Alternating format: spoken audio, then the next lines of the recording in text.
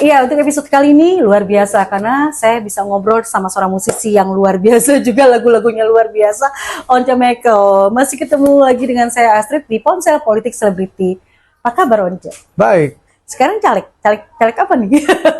caleg dari Partai Demokrasi Indonesia Perjuangan Partai PDI, partai nomor 1 di Indonesia. Untuk dapil mana aja? untuk Jakarta Selatan, Jakarta Pusat, dan luar negeri, seluruh luar negeri. Oke, kita ngobrol-ngobrol sama Once Michael ya. Oke, masih di Ponsel Politik Selebriti barengan saya Astrid dan Once Michael hari ini.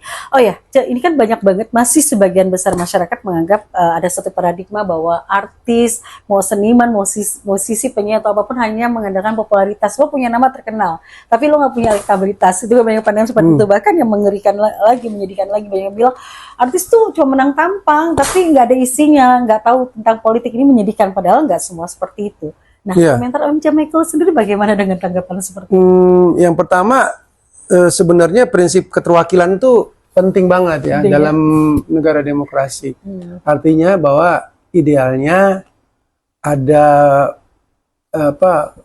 berbagai macam wakil di dalam lembaga perwakilan. Dari berbagai latar belakang, profesi dan sebagainya, termasuk pula dari seniman ya. Nah, saya pikir itu penting supaya orang bisa tahu persepsi atau cara berpikir yang berbeda-beda yang bisa disuarakan. Karena kalau kita bicara undang-undang atau aturan, ketika kita tidak benar-benar menyelaminya dalam pekerjaan sehari-hari, itu akan bisa tidak akurat karena penyusun undang-undang itu tidak mengalami langsung apa yang menjadi masalah aktual. Kan aneh ya, kalau misalkan orang nggak paham seni tapi dia membahas atau bikin undang-undang tentang seni. Tapi kalau orang seniman itu sendiri kan memang paham, tahu. Benar, karena aturan itu kan menyangkut hal yang sebenarnya yang detil ya. Tapi yang detil itu harus bisa diatur oleh satu payung yang besar. Jadi orang harus bisa berpikir secara sistematis, secara filosofis juga sekaligus. Dimana kalau aturan dibuat itu bisa memayungi hal-hal yang sebenarnya secara logika bisa kita prediksikan, dan itu perlu pemikiran-pemikiran yang faktual dari orang-orang yang memang ada di dalam dunia itu, dalam industri itu. Harus paham. Makanya kalau seniman ada di situ, ya mungkin dia bisa memperjuangkan hal-hal yang memang harus diperjuangkan dari sisi itu.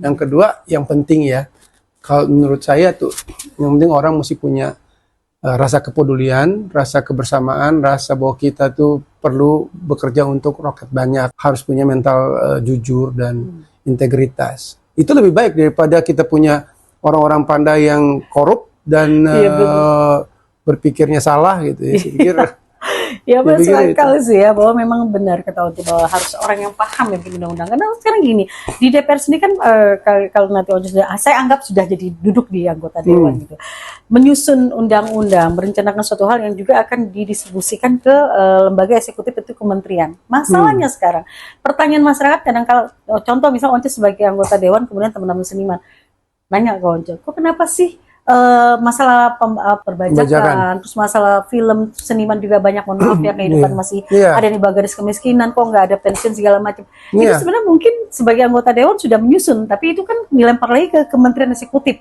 yang akan mengeksekusi lagi ke masyarakatnya.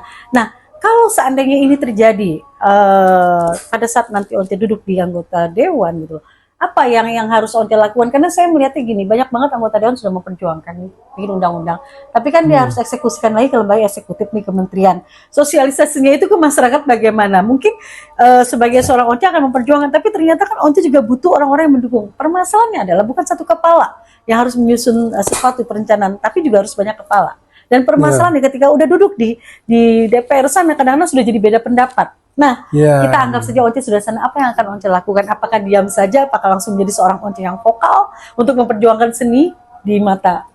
Iya, sebenarnya kayaknya aku belum terlalu tahu ya apa yang akan terjadi ketika benar-benar dapat kesempatan untuk duduk di lembaga perwakilan ya, di DPR. Bagaimana sih proses detailnya seperti apa? Terus terang aku belum tahu ya soal itu. Aku mesti banyak lagi belajar dari teman-teman yang udah pengalaman di situ. Tapi tetap akan memperjuangkan. Iya, kalau niat itu pasti ada. semoga nggak banyak hambatan-hambatan yang menyangkut proses-proses politik yang terjadi nantinya itu. Iya. Cuman aku pikir kita harus siap dengan narasi yang positif dan memang merangkul untuk semua ya.